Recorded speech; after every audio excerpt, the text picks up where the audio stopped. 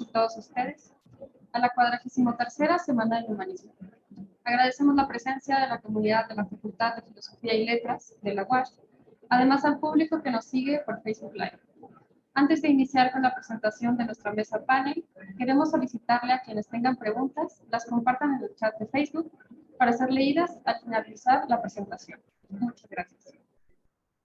Tenemos el honor de presentar al maestro Heriberto Ramírez Luján, al maestro Gerardo Minja Calderón, al doctor José Álvaro Anchondo Nájera y al doctor Alberto Lafont Terrazas. Nos presentan la mesa panel Observatorio Ciudadano de Buenas Prácticas Ecológicas. Adelante, por favor. Hola, muy buenas tardes. Muchas gracias al maestro Alejandro Chávez y a la maestra Karen Licón por su asistencia para hacer posible esta mesa panel. Muy buenas tardes a todos. Voy a hacer una breve introducción para explicar el proyecto BUO, un observatorio de las prácticas científicas y tecnológicas. Les agradecemos que nos acompañen a esta primera mesa panel en esta Semana del Humanismo, que lleva por título Ética y Educación, así que va bien con lo que vamos a plantear, ¿no? Estamos muy contentos de contar con la participación de reconocidos ecologistas y filósofos del norte de México, Gerardo Aguirre, Alberto Lafont y Álvaro Anchondo, quienes desde su perfil como expertos ambientales y al mismo tiempo como miembros de la sociedad civil comprometida con el conservacionismo nos compartirán sus experiencias sobre cómo orientar nuestras prácticas ecológicas hacia un entorno sostenible y más promisorio. ¿Quiénes forman parte del proyecto BUO?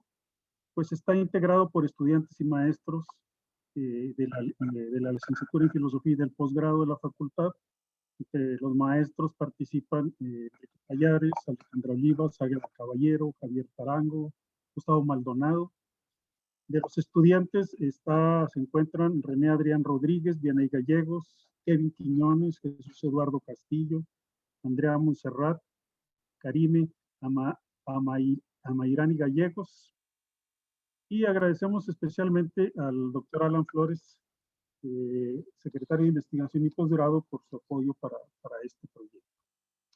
El nombre de BUOS es una feliz coincidencia con NOCI, nuestra mascota, aunque en nuestro caso se trata de una idea del libro ¿Por qué las democracias necesitan ciencia?, de Harry Collins y Robert Evans, asociada a la visión periférica de los búhos que puede llegar a abarcar hasta los 300 grados, ¿no? En este caso, nosotros hacemos una analogía entre la visión de los expertos y con la de los ciudadanos, que en su conjunción nos pueden dar una panorámica más compleja, justa y democrática. ¿Qué buscamos con este observatorio? Pues la idea del proyecto es crear un espacio para el diálogo, la discusión y el análisis de las políticas públicas en temas de ciencia, tecnología y medio ambiente, en donde participen tanto los expertos como la ciudadanía interesada. Muchas gracias de nuevo a quienes nos acompañan y muchas gracias a nuestros distinguidos panelistas por aceptar nuestra invitación. La dinámica propuesta es que cada quien tendrá una intervención de 20 minutos y al final pues tendremos un diálogo, podrán participar sus preguntas y sus comentarios. Nuestro primer participante, de acuerdo al programa, es el maestro Cristóbal Gerardo Aguirre. Él es licenciado en Filosofía por la Universidad Nacional Autónoma de México, maestro en Ciencias y Humanidades por la Universidad Juárez del Estado de Durango. Es profesor en el Instituto Tecnológico del Salto, Durango, desde donde está participando desde esa hermosa comunidad, esa serrana comunidad de la Sierra de Durango.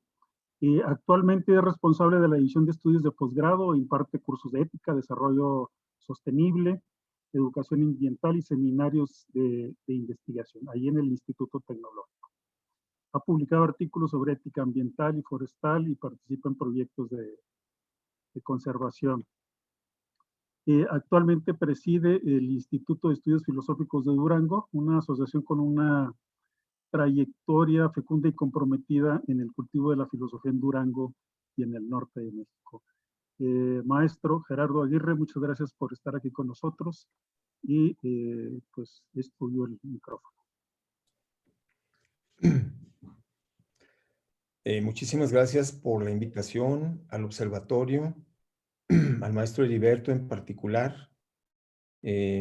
Quisiera pues mencionar que tenemos ya muchos años con una amistad, con una relación en el ámbito de la filosofía, pero bueno, ahora nos encontramos en este ámbito que digo, no tiene por qué no ser de la filosofía, pero en particular, bueno, es el ámbito este de nuestra preocupación por el futuro del planeta, por el futuro nuestro, nuestra preocupación que es ahora pues mundial sobre las relaciones que mantenemos con otros seres vivos y no vivos en el mundo.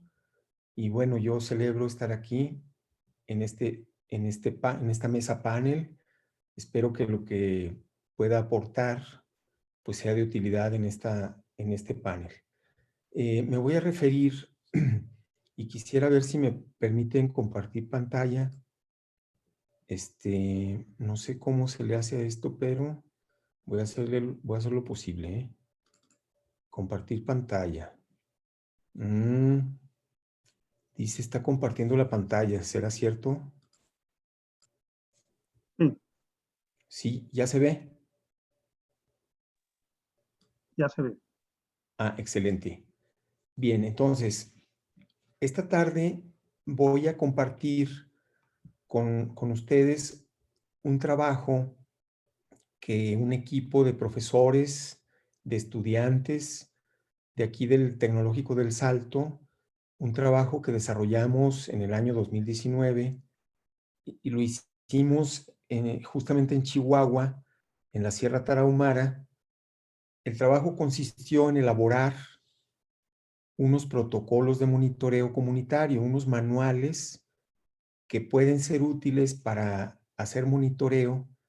En este caso fue de algunas especies que pues son consideradas especies prioritarias, ¿verdad? Porque son escasas, porque pues están en la norma 059 de la Semarnat, porque también están consideradas en algunos registros internacionales como especies amenazadas o en peligro de extinción. Entonces, bueno, hay una preocupación de algunas dependencias, de algunas instituciones gubernamentales y no gubernamentales por estas especies. Son especies emblemáticas y pues están en la Sierra Tarahumara de Chihuahua, ¿verdad? Ahí se ha detectado la presencia de estas especies. Y entonces voy a platicar un poco sobre estos protocolos de monitoreo. Son unos manuales muy sencillos que sirven para dar cuenta de la presencia de estas especies. Son guacamaya verde, águila real, que es el emblema de la bandera nacional, ¿verdad? Cotorra serrana occidental, cereque, es el sotol cereque, Dacilirium cereque, que se usa para hacer artesanías, canastos, etcétera. Y una especie más que es el pinabete espinoso. El nombre científico es Picea chihuahuana o Picea angelmani, según la localidad donde se encuentra. Y bueno, es una especie también carismática, ¿verdad? Está reducida a pequeños espacios geográficos ahí en Chihuahua y bueno, en Durango también hay algunos lugares donde se encuentra. Entonces, aquí tenemos México en el lado derecho del mapa. Tenemos el estado de Chihuahua y luego tenemos localizada. Creo que se fue, ¿verdad? Sí, creo que se fue la imagen. A ver, vamos a ver. Bueno, una parte sí. pero si la seleccionas al lado izquierdo, ahí la recuperas.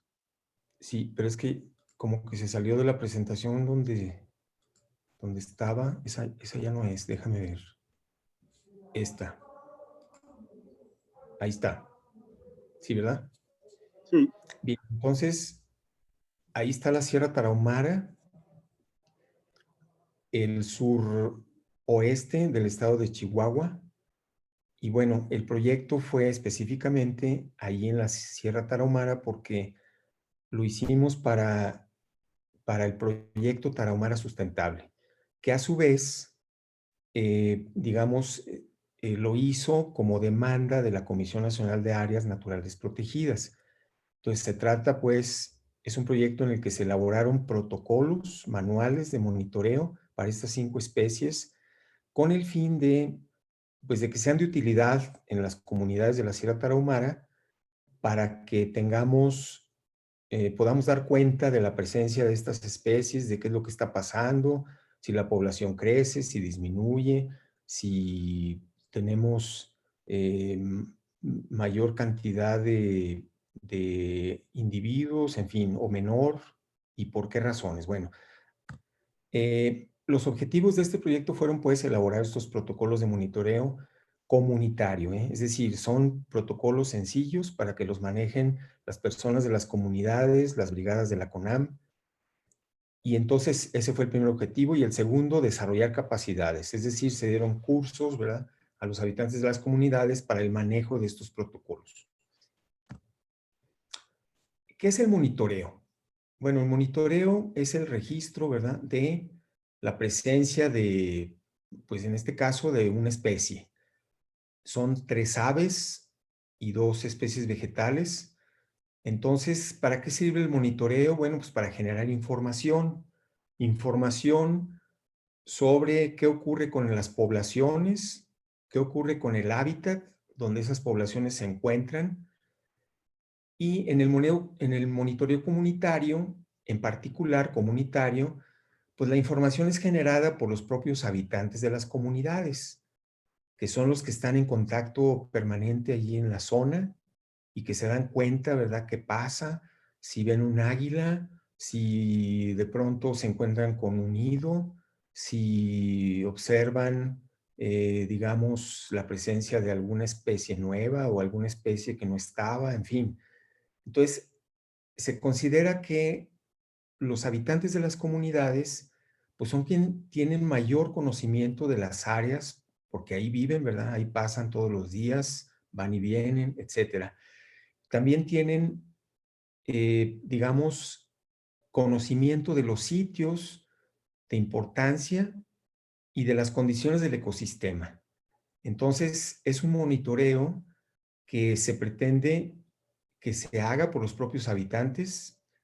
Las brigadas de la Comisión Nacional de Áreas Naturales Protegidas son normalmente habitantes de las comunidades que pueden hacer este trabajo de monitoreo.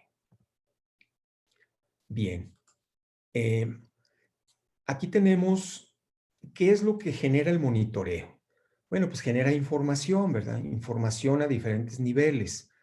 Información básica sobre una especie, dónde se encuentra, cuántos individuos, etcétera. Entonces, en el caso, por ejemplo, de las aves, que los protocolos se hicieron para águila real, que hay águila real, pues, en la región tarahumara, en la Sierra Tarahumara, luego cotorra serrana occidental, que es una especie que no solo se le ve por ahí, sino que anida normalmente allí en la Sierra Tarahumara, ¿verdad? Hay un lugar emblemático ahí que se llama Tutuaca, donde la cotorra serrana, que es una especie migratoria, pero regresa cada año y ahí anida en esa zona, ¿verdad? En Tutuaca, en Rojo Gómez, en varios lugares de la Sierra Tarahumara, en el Moynora, en el Cerro Moynora, ahí tenemos también presencia de cotorra serrana occidental. Entonces, es pues una especie muy importante que, según los registros, su población va en descenso, ¿verdad? Entonces es importante, pues, porque pues, tenemos de alguna manera, ¿verdad?, la preocupación por el futuro de esta especie. Y luego guacamaya verde, que también en el verano sube a la sierra a comer y bueno, es una especie también que está en la norma, enlistada.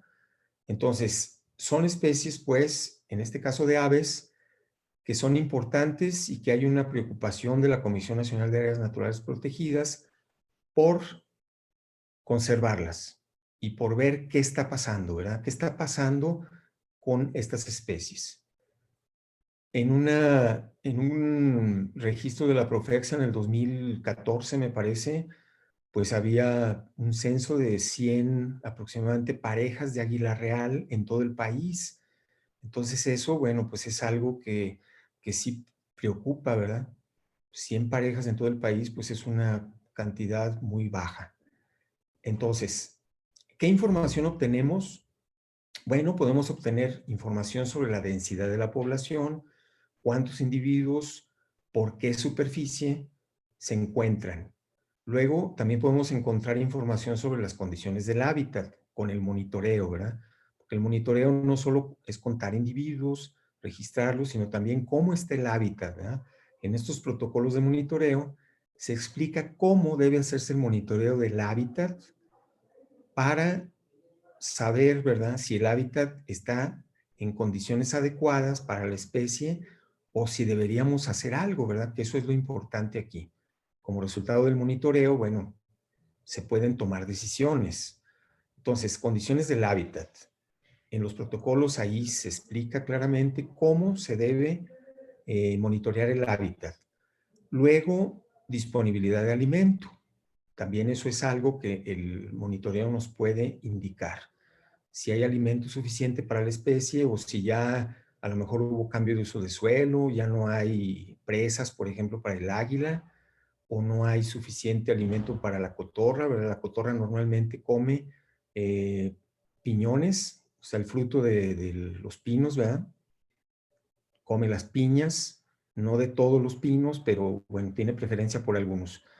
También podemos con el monitoreo localizar sitios de anidación, que en este caso de los sitios de anidación, pues también son sumamente importantes.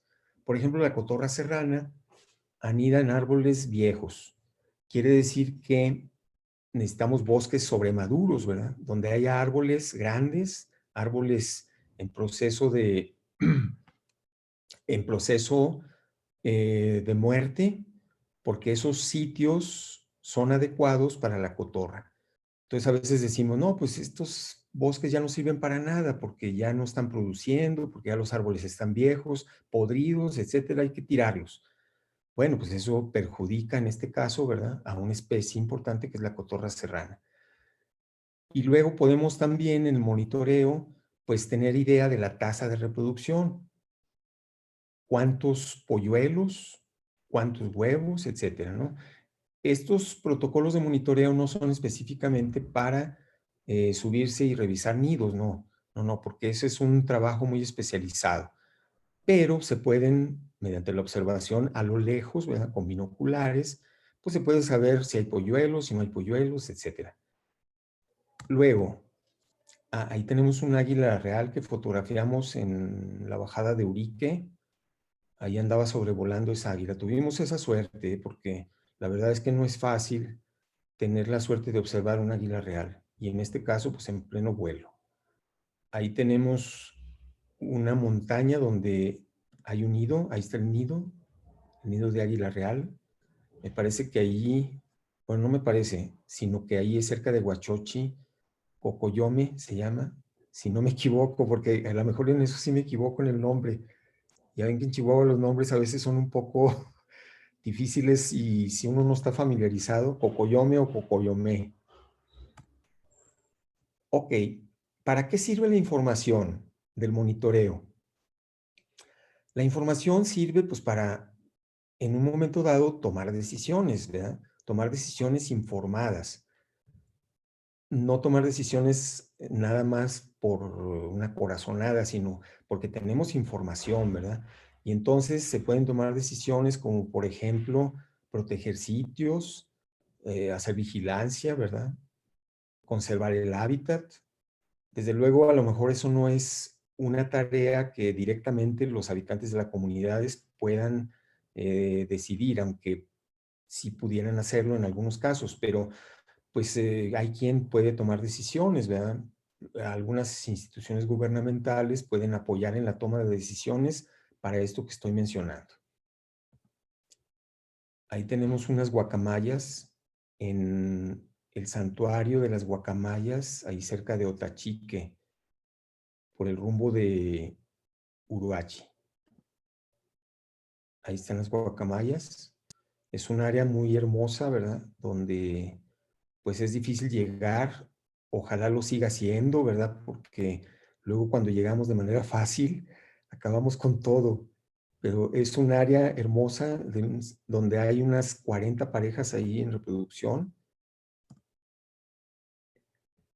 En el caso de la cotorra serrana, como decía antes, bueno, se necesitan bosques sobremaduros y son muy delicadas, ¿verdad? Son delicadas porque, eh, pues, son especialistas en comer semillas, son especialistas en echar relajo también, porque pasa una parvada y es un escándalo.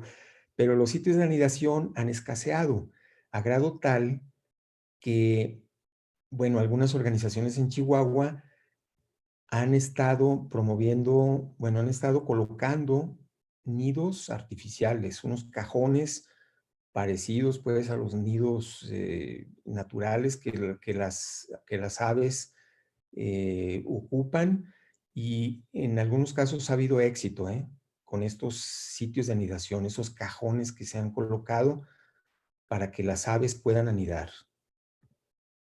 Ahí tenemos unas cotorras en pleno vuelo. Ahí tenemos una cotorra, apenas se ve pues, pero sí creo que se distingue ahí entre los... Esto es en Rojo Gómez, en el ejido Rojo Gómez. Luego, en el caso de las dos especies vegetales, ¿cómo iré de tiempo? ¿Llevaré ya 15 minutos? Yo creo que sí, ¿verdad? No, Bueno, te quedan 10 minutos. me parece perfecto. En el caso de las dos especies vegetales, bueno, uno es el Picea chihuahuana, que en Chihuahua no solo hay Picea chihuahuana, también hay Picea angelmani, ¿verdad? Tiene algunas características que lo distinguen. Esta especie es una especie muy poco común en México, pero en Chihuahua hay algunos pequeños sitios o rodales de Picea chihuahuana. En San Juanito, por ejemplo, en el Moinora en la parte alta tiene Picea chihuahuana. En el Vergel, también en el sur, existen algunos pequeños sitios de Picea chihuahuana que en realidad ya no está creciendo esta población, ¿verdad? Son sitios muy reducidos. Entonces, ¿qué se hace en el monitoreo comunitario de Picea chihuahuana? Bueno, pues igual que en el cereque, sotol cereque o Dacilirium cereque, que es el nombre científico, lo que se hace es, bueno, checar la distribución geográfica, ¿verdad? Se levanta la información, digamos, la localización del sitio, sus medidas, etcétera.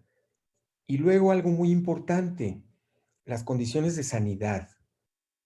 ¿Qué está pasando con el Picea o Pinabete espinoso en la Sierra Tarahumara? Bueno, pues tiene una plaga, que está muy presente prácticamente en todos los sitios de Picea. Hay una plaga que se llama Adelges colegi, que seca las ramillas del Picea chihuahuana. Eso, digamos que se encontró ahora que estuvimos haciendo los protocolos de monitoreo, y bueno, eso está preocupando bastante a la CONAM. Y ahora, ¿verdad? Después de este proyecto de protocolos, nos encargaron un manual para el manejo del pinabete espinoso. Ese es otro manualito que ya tenemos publicado. Es un manual donde dice cómo manejar el pinabete espinoso. Entonces, eso fue resultado, digamos, del monitoreo que se hizo cuando elaboramos los protocolos de monitoreo. Y luego la regeneración. La regeneración también es algo que vale la pena comentar porque, como decía antes, hay muy poca regeneración de Picea chihuahuana. Y entonces ahí, pues vale la pena, ¿verdad? Probablemente establecer un vivero, producir un poco de planta para las áreas donde existe el Picea chihuahuana y ayudar un poco pues al ecosistema ahí para que haya repoblación de Picea chihuahuana. Eso sería, digamos, la información que se consigue con estos protocolos de monitoreo, con la ejecución de los protocolos de monitoreo. En el caso del cereque, bueno, aquí tenemos, sí. En el caso del cereque o del sotol cereque, porque hay otros sotoles, pues hay varios. Por ejemplo, el hueleri, que es el que se usa más para hacer bebidas bebida alcohólica, que es bastante común y bueno, muy recomendable, ¿verdad? Para la salud. Bueno, pero el cereque se usa más para la cuestión de las artesanías. Entonces, ahí hay unas zonas donde se aprovecha bastante, en algunos casos se aprovecha de más el cereque para las artesanías, ¿verdad? Y eso ayuda, bueno, a la economía de las familias, ahí sobre todo de las familias tarahumaras. Pero ya hay una preocupación porque está escaseando el cereque. Está escaseando y eso lo pudimos ver, bueno, durante los recorridos que se hicieron ahí en la región. El cereque es este. Bueno, aquí hay unas fotos del cereque. Es un sotol particular de algunas áreas tarahumara y ahí tenemos, pues, por ejemplo, ahí estamos en el arroyo del Cereque, cerca de Santa Rosa de Ariciachi. Ahí se hicieron algunos sitios. Ahí está el Cereque. Ese es. Bueno, me regreso un poco. Como hay demanda, ¿verdad?, de artesanías e incluso, bueno, hay algunas cooperativas ahí que ya tienen una comercialización fuera del estado incluso, ¿verdad? Cosa que está bien porque eso ayuda a la economía de las familias. Pero hay que hacer algo también. ¿Por qué razón? Pues porque ya empieza a escasear. Cada vez hay que ir más lejos. Cada vez, digamos, los cereques, ¿verdad? Se aprovechan de manera más intensa. Entonces, ¿qué nos dice el monitoreo? Bueno, que deberíamos tomar decisiones sobre mejoramiento genético, sobre reforestación, sanidad también, reproducción, debe decir ahí, reproducción in situ, es decir, en los sitios donde ya hay, bueno, pues tratar de, cosa que en algunos lugares ya se está haciendo, ¿eh? Ahí hay un vivero de cereque y hay unas repoblaciones o reforestaciones de cereque, que digo, están pequeños, ¿verdad? Están viendo apenas si esto funciona bien.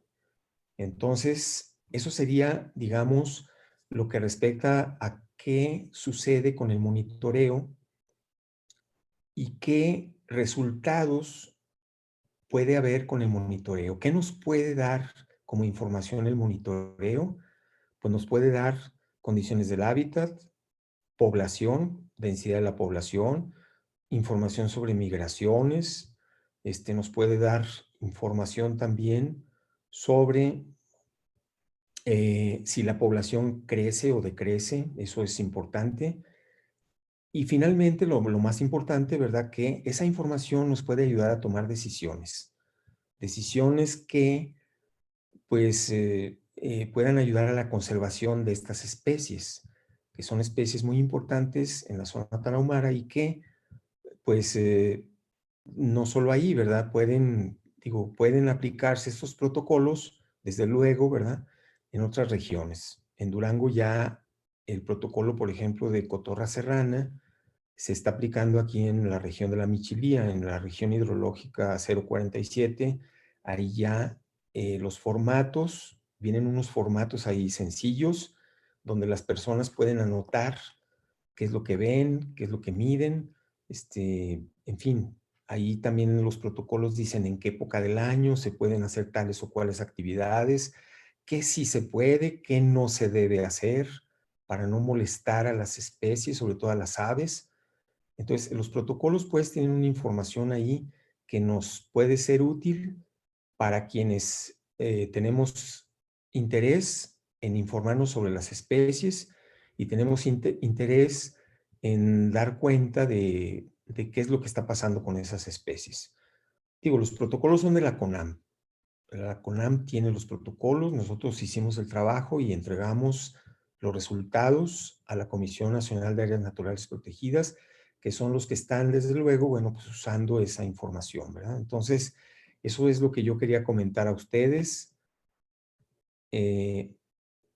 Bueno, aquí está una diapositiva que dice, por ejemplo, en el caso de la cotorra serrana, el monitoreo comprende el registro de los avistamientos, la búsqueda de sitios, el monitoreo de áreas de alimentación, descanso, bebederos, bancos de arcilla y el monitoreo de hábitat. Entonces, en los protocolos podemos encontrar información sobre cómo debemos hacer el registro de avistamientos, sobre la búsqueda de sitios de anidación, cómo se le debe hacer, qué se debe hacer, ¿verdad? Una vez que encontramos un sitio. Luego el monitoreo de las áreas de alimentación, descanso, bebederos, bancos de arcilla, que son, digamos, los insumos para las cotorras. Y luego el hábitat, ¿verdad? Que como decía, para las cotorras, los bosques sobremaduros son muy importantes, ¿no? Los bosques de pino, de álamo, los troncos gruesos de los árboles son los que se utilizan para la anidación y para el descanso. Entonces, con ello termino. Repito, este es un proyecto que se hizo por un equipo de trabajo de aquí del Tecnológico del Salto, donde hay algunos pues más especialistas que yo, desde luego, ¿verdad? Que tengo un perfil más bien de humanidades, pero creo que esto nos muestra cómo, digamos, las humanidades deben estar en interdisciplina con otras disciplinas, como es el caso, ¿verdad?, de la biología, de del manejo forestal, de los forestales, ¿verdad? Quiero decir que tengo algunas publicaciones sobre ética forestal y ética ambiental, que es más bien mi especialidad, pero en este caso, pues fue muy interesante para mí haber estado durante un año casi recorriendo la Sierra Tarahumara de Chihuahua y haber podido colaborar en la elaboración de estos protocolos y en la edición de los mismos. Agradezco mucho y bueno, si hay alguna pregunta ya me indicarán los organizadores enseguida. Entonces agradezco mucho y es todo de mi parte. Gracias. Muchas gracias al maestro Gerardo Aguirre. Debo dejar de presentar, ¿verdad? Sí, por favor. Ya. Gracias al maestro Gerardo Aguirre por esta leccionadora conversación, presentación de lo que ha sido su trabajo ahí en esta parte. Pues vamos a continuar con nuestro siguiente panelista, el doctor Alberto Lafont Terrazas. Él es ingeniero zootecnista por la Universidad Autónoma de Chihuahua, tiene una maestría en manejo de pastizales y ecología, un programa combinado con la Universidad de Sul Ross en Alpine, Texas, si no me equivoco, y un doctorado de manejo de recursos naturales por la Universidad Estatal del Estado de Nuevo México. Es autor de una gran cantidad de artículos de investigación en revistas arbitradas, autor de libros, capítulos de libros, traductor del manual de campo para enfermedades de fauna silvestre y de procedimientos generales de campo y enfermedades de aves. Ha trabajado sobre el guajolote silvestre, en la parte y conservación y manejo de vertebrados del norte árido y semiárido de México. Conoce como pocos el norte de México y sus problemas ambientales, ecológicos, siempre anda para arriba y para abajo. Es difícil agarrarlo, anda para todos lados. Y bueno, pues tiene reconocimientos por la participación en la conservación de aves en Norteamérica, por la USA Forest Service, es editor de la Wildlife Society del Boletín y autor revisor de la revista Agrociencias de Chapingo, y actualmente es el presidente de la Asociación Civil Pro Fauna Es una organización de protección de animales en Chihuahua. Muchas gracias, doctor Alberto Lafón, por estar con nosotros. Nos sentimos muy contentos de que puedas acompañarnos y escuchar. Muchas gracias a ustedes, Heriberto, por la invitación. Vamos a empezar a platicar de una vez. Ahí dame chance de empezar a mostrar pantalla.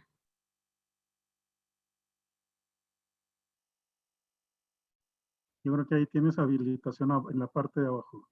Ok. Vamos a ver dónde andamos. La parte verde. Sí, pero no me da el... Deja... Ya sé que no la tengo, no la tenía, sabes de que tuve problemas con la computadora y voy a tener que meterme para sacar de vuelta la presentación.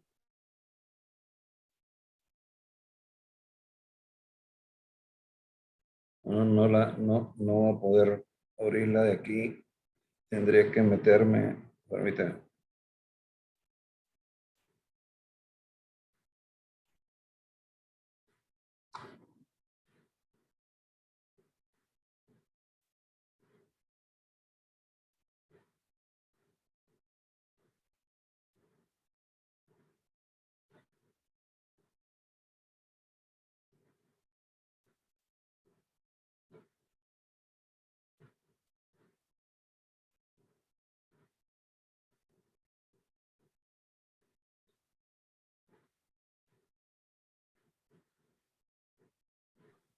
Bueno, mientras comento lo interesante que ha resultado el trabajo de Gerardo Aguirre, de un profesional de la filosofía que ahora, digamos, incide, interviene en áreas que nosotros habitualmente consideramos distantes o ajenas al ejercicio de las humanidades o de la filosofía. Así que es una buena muestra de los alcances de lo que puede hacerse desde la interdisciplina o la transdisciplina y, bueno, los beneficios que pueden derivarse de ellos para hacer que este mundo sea un poco mejor, ¿no? Sobre estas cuestiones del medio ambiente, las situaciones pues son graves. Creo que escuchamos el discurso del presidente de la Organización Nacional de las Naciones Unidas con un llamado urgente, casi dramático, que nosotros atendamos estos problemas, ¿no? Muy bien, listos. Ya se ve tu presentación, doctor. Tuve que volver a meterme con este asunto, con estas máquinas infernales. Vamos a tratar de platicar un poco ahora con un poquito viendo el título de la experiencia de las organizaciones no gubernamentales en conservación y poner el caso de Profauna, protección de la fauna mexicana. Ahí abajo nada más está lo que es los escudos originales el de Profauna, obviamente, el berrendito, el de lo que era la Escuela Superior de Zootecnia, ahora Escuela de la Facultad de Zootecnia y Ecología, UASH, Narro, y está San Luis Potosí. Sin embargo, pudiéramos agregar otra serie de escuelas y otra serie de socios de Profauna. Vamos a ver el porqué de esto de la conservación y la importancia para todos los que somos de alguna manera académicos, investigadores. Y esto es un poco antecedentes. La conforma Julio Carrera, que en paz descanse, hace 45 años en lo que era la Escuela Superior de Zootecnia. Y en mayo del 76 empezamos a invitar gente, maestros y alumnos. Y originalmente le decíamos Profam, porque era protección de la fauna del ambiente. Pero cambia porque a Profauna, porque hay un programa de gobierno que era para la protección de la familia y era otros asuntos, ¿no? Anticonceptivos y demás. Muy diferentes. Entonces tienes que cambiarle. Se va el doctor Escocia y al regresar entra a la Narro, donde trabajan bajo el mismo esquema. Gente, alumnos, maestros, interesados en la fauna y en medio ambiente, y se integran los conceptos de campo, ciencia, promoviendo acciones para conservación. ¿Sí? Se elaboran en aquel entonces boletines, se realizan conferencias, varios temas relacionados todos con recursos naturales, y empieza a actuar ya de una manera oficial lo que es Profauna en la Narro. Y se adopta en ese momento también el logo del berrendo como parte de nuestra misión de ver nuevamente especies como el mismo berrendo en el norte de México corriendo, ¿verdad? Un sueño que es recurrente para muchos de nosotros. Posteriormente se incrementa la calidad y los alcances de las acciones y pasan de ser conferencias y talleres a nivel nacional a ser de nivel internacional. Y fue un recurso muy fuerte, Profauna en su tiempo, para lo que era el manejo de áreas naturales protegidas en México, que es otra de nuestras líneas de trabajo. En septiembre del 88 se independiza de la Narro y ya empezamos a trabajar como ONG, incluyendo gente de zootecnia de aquí de Chihuahua y otros grupos. Ahorita vamos a ver que también trabajamos en lo mismo, bajo una dinámica que ha perdurado hasta la fecha, después de 45 años. Claro, con las nuevas modas y acciones que hay que hacer actualmente. Y tuvimos la revisión de nuestra misión y vemos que al final de cuentas lo que tenemos que hacer es el participar en la conservación, supervisión, asesoramiento en cualquier área relacionada con los recursos naturales. Esto a nivel nacional, y procurar la manera, fondos, implementar proyectos, alianzas, capacitar gente, coordinación con dependencias, organismos, asociaciones y al final de cuentas con personas que participen en forma voluntaria también, con el único fin de salvaguardar los recursos naturales. ¿Qué distingue a Profauna? Hay diferentes organismos, organizaciones muy metidas en esto. Como todos nos interesa un mejor mundo, creo que le ponemos mucha pasión, estamos comprometidos, dedicados a la conservación. Somos innovadores y creativos a través de muchas personas del grupo. Somos un grupo que trabajamos en la misma dirección. No tenemos credenciales, no somos de paga la inscripción. Y hemos sido voluntarios por mucho tiempo y bajo muchas condiciones.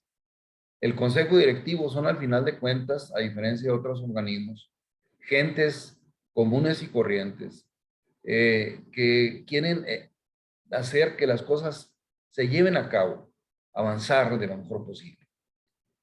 Cometemos el error de no publicitar todo lo que hacemos, pero en ocasiones también no somos políticamente correctos porque hay que llamar las atenciones. Y sus egresados de Profauna son en general gente destacada actualmente en recursos naturales. Algunas de las líneas con las que trabajamos es a nivel ambiental, educación ambiental, capacitación también, pero sin duda es de las partes más sólidas en la asociación y forma de igual manera este tipo de material desde los diagnósticos, análisis y el diseño por más de 3 décadas que ha sido ícono de Profauna, mariposa monarca, el manual de Qué bonito es Chihuahua para la zona de pastizales, manuales de manejo de áreas ribereñas, trabajar con cazadores de educación, trabajar con educación o entrenamiento para ganaderos, planes de manejo, libros, estrategias estatales y también en áreas naturales. Aquí afortunadamente pudimos tener una oportunidad de trabajar en forma coordinada a nivel universidad, con gente de filosofía, obviamente, con gente de diferentes escuelas para cuidar el hábitat y todo lo que ahí se ve. Y esto es parte de lo que nos ha llevado a seguir contribuyendo con la CONAMPA ahora, antes era el SINAM, el Sistema Nacional de Áreas Protegidas. Sí, y actualmente formamos parte de los consejos de las áreas naturales, ayudamos en los planes de manejo, en consultas, en modificaciones. Y también tenemos otras estrategias de conservación. Y estas nos han llevado a también colaborar y llamar a cuentas a mucha gente que tiene que participar en la conservación, siendo una parte importante los mismos productores, ¿sí? Y esto es con planes de acción y planes de conservación de pastizales en diferentes partes del país. En lo que es proteger a la fauna mexicana, quizá pues aquí es lo que me jala mano, voy a hablar un poquito más de esto, pero al final de cuentas es de qué se trata esto, ¿no? Cómo alumnos, maestros, hemos continuado en las mismas líneas, trabajando en forma coordinada para diferentes estrategias y acciones para la conservación. Y al final de cuentas también, muchas de las acciones van en los diferentes rubros o temáticas de la misma Profauna, que es manejo de áreas naturales, lo que es educación ambiental y lo que es al final de cuentas también manejo de fauna, que todos llevan acuñado lo que es conservación.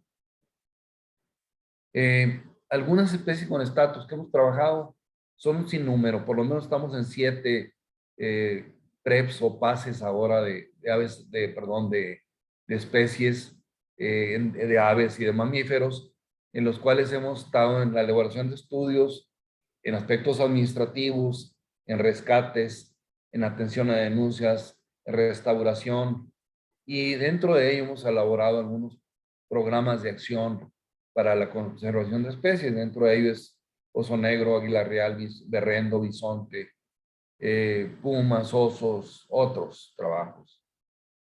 Pero también en especies cinegéticas, no solamente aquellas con estatus, donde se requiere más atención y mayor seriedad en el manejo y en el uso del recurso para que podamos decir que realmente es sustentable, ¿no?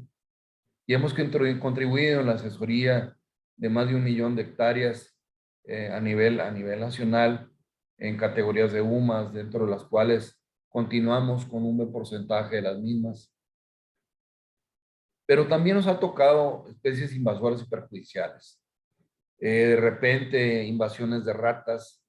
El caso de jabalí europeo, hemos trabajado para ver cómo erradicarlo. Hemos practicado acciones para su erradicación. Estamos apoyándonos o más bien apoyando a la gente de USDA, de Estados Unidos, para ver qué hacer con este problema tan grande que lo estamos viendo y lo estamos dejando crecer porque se requieren mayores aportes y apoyos.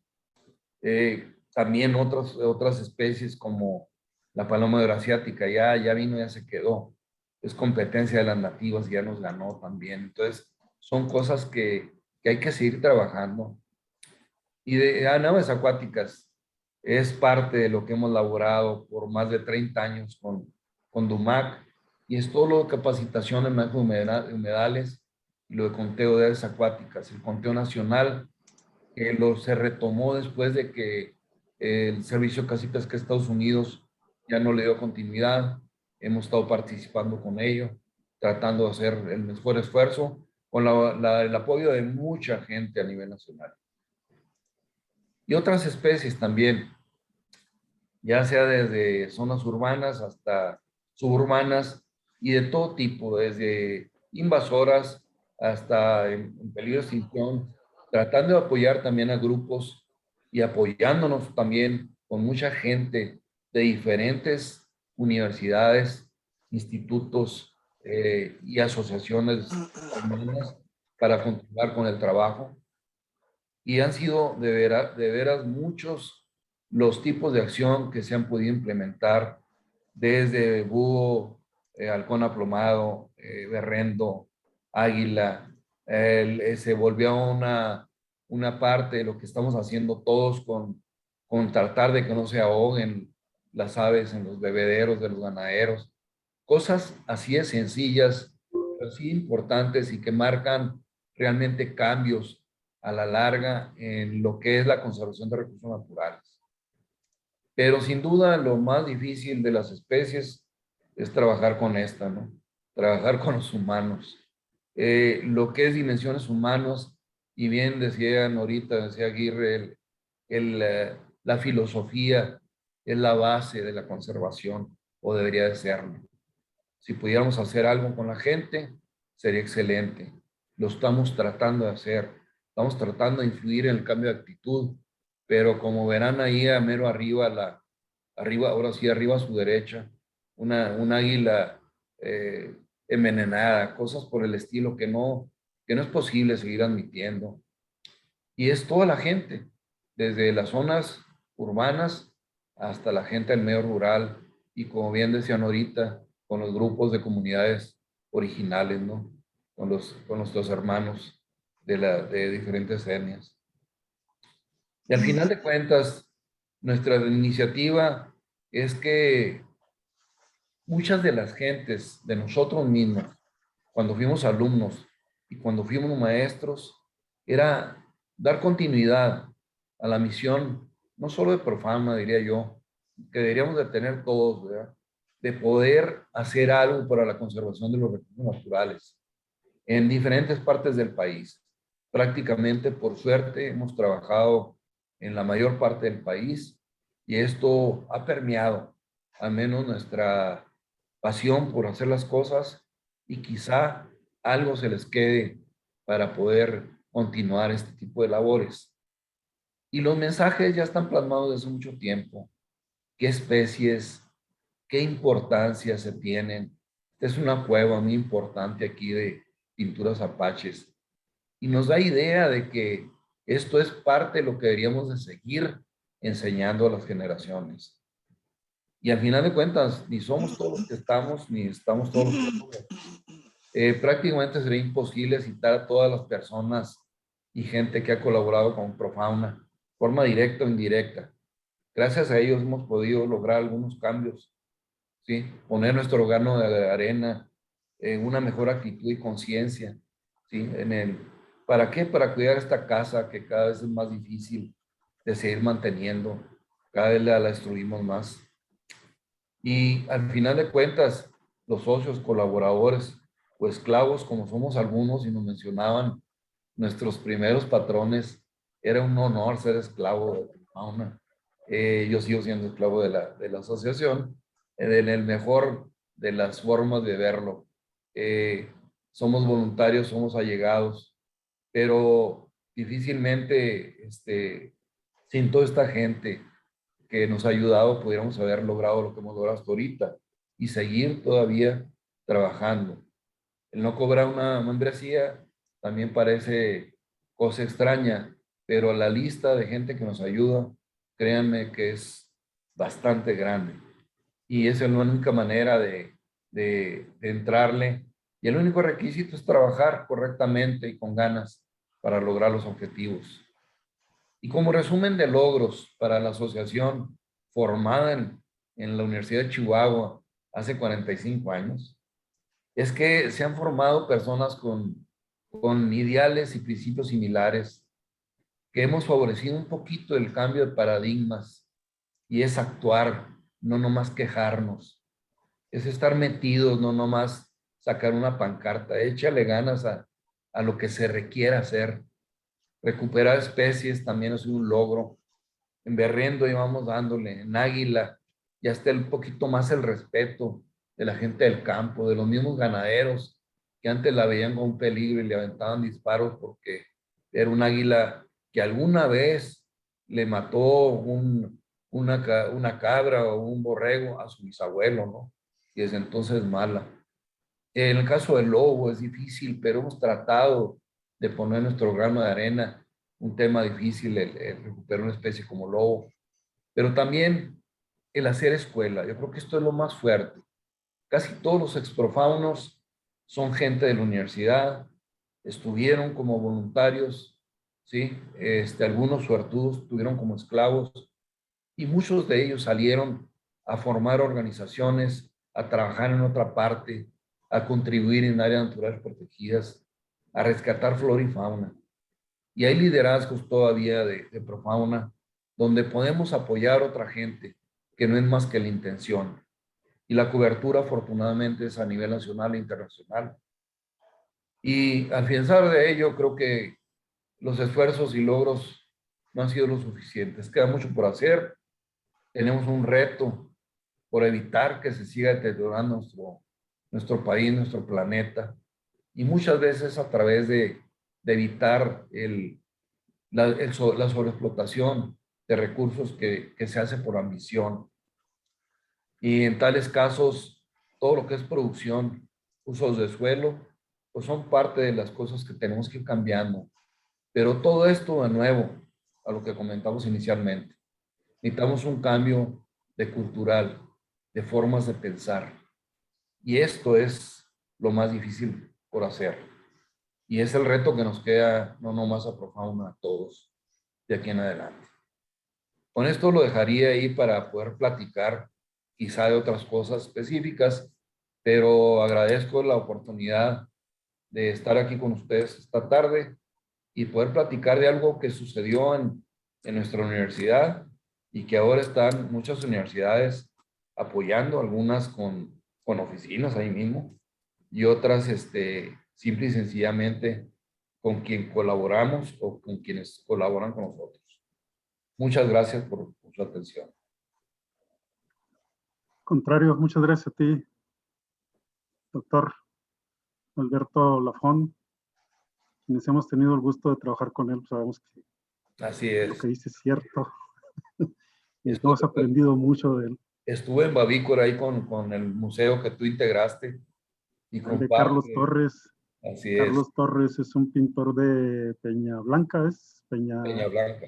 Peña Blanca, uno de nuestros pintores parisinos que tiene muchos años viviendo en París y que ahí lo descubrimos gracias a tus invitaciones, a tu acogida ahí en ese proyecto. Y ahora acá nos encontramos de vuelta. Gracias por estar acá. Gracias a ustedes. Quedamos al pendiente. Y pues ya se conectó finalmente el doctor Álvaro Anchondo. Ya lo tenemos aquí con nosotros. Es nuestro tercer panelista. Le agradecemos mucho al doctor Anchondo, José Álvaro Anchondo Nájera, que nos acompañe. Él es ingeniero agrónomo, es maestro en producción agrícola, doctor en ciencias por la Universidad Estatal de Nuevo México. Ha laborado en programas catastrales del desierto chihuahuense. En la Universidad Autónoma de Chihuahua realizó actividades de docencia, investigación